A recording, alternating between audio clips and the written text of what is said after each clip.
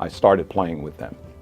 Ended up winning the 1971 Metropolitan Schoolboy Championship in DC, which was the premier tournament for golfers in the DC area, the metropolitan DC area. I was the only African American participating. Shot 68, the lowest score, made the papers. Hyde shoots the lowest score. Somehow the Princeton coach found out about it, and next thing I know, the next year I was admitted to Princeton University, where I played on the varsity golf team at Princeton. One of Steve and my colleagues at Princeton told all this to a young woman named Allison Bourne-Vanek, who was a journalism major at William & Mary. Also played on the William & Mary golf team, an African-American golfer. And I looked up one day, she knocked on my door, beautiful woman, and she said, "Can I interview you?" I'm writing a piece about you. Me? What do you want to write?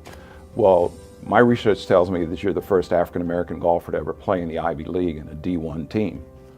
I said, sure, let's talk. So I talked.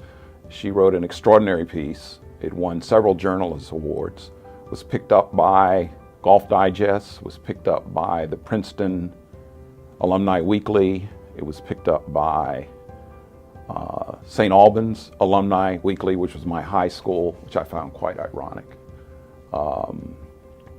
And everyone started recognizing me as the first African-American golfer to play in the Ivy League, and I've gotten into many country clubs in many situations. But the irony of the St. Albans is that in playing in that golf tournament, I got kicked off of the varsity baseball team because the coach, you miss practice to play in a golf tournament, you either come to practice or, you're off the team. I said, well, I'm playing a golf tournament. So I got kicked off the team. And now St. Albans gets all this recognition because I'm the first African-American golfer. So it's an interesting story. A lot of ironies in golf. I'm very proud of it. Golf is very interesting. I also played basketball for Princeton. I played for a guy named Pete Carrill.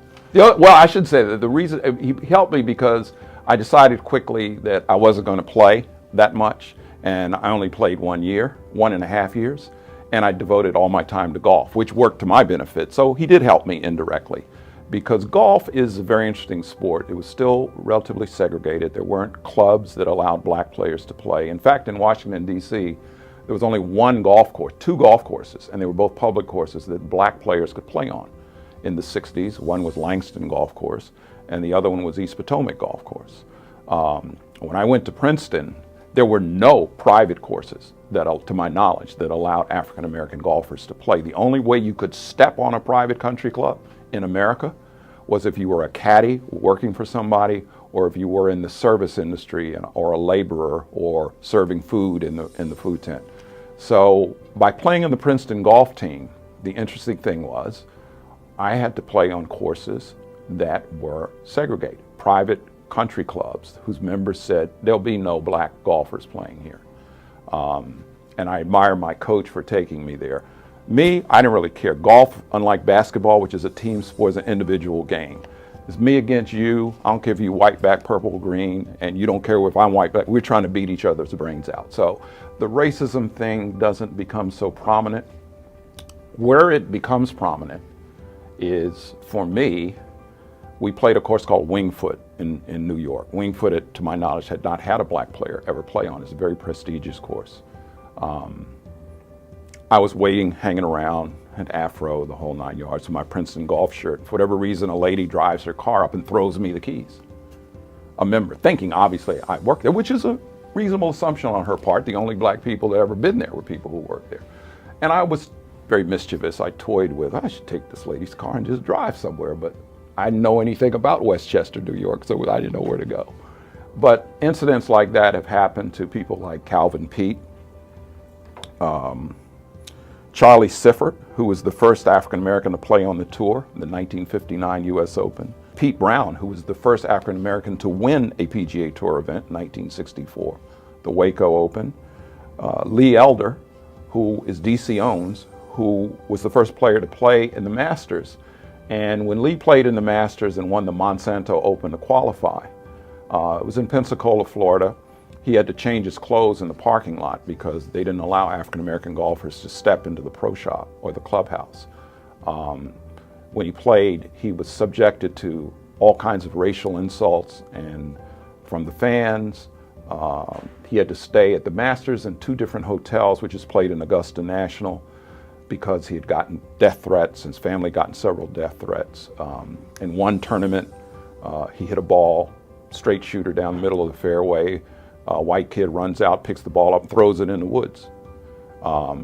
The harassment and racial insults that the golfers had to tolerate pre-Tiger Woods were so prominent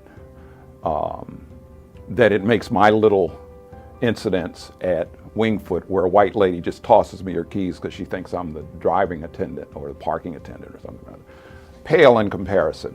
But golf's very racist. This was, pre-Tiger Woods. 1970, 1971 is when I graduated from high school and won the first tournament. I played at Princeton from 71 to 75. And then I went to Howard's Law School, where I was editor-in-chief of the Law Journal. And I graduated and was a member of the Black Entertainment and Sports Lawyers Association for some 12 years. And I've had opportunities to work with dear clients like Stevie Wonder. My current, Jonathan Ogden, is one of my favorite guys. My best golf partners and best friends. I've had wonderful opportunities, and a lot of that is just due to golf. And a lot of my golf success is due to my activities with the Pro-Duffers and my dad and his friends, playing with Lee Elder as a youngster and watching those guys futilely try to compete with them and win money. So yeah, that's my background in some sense.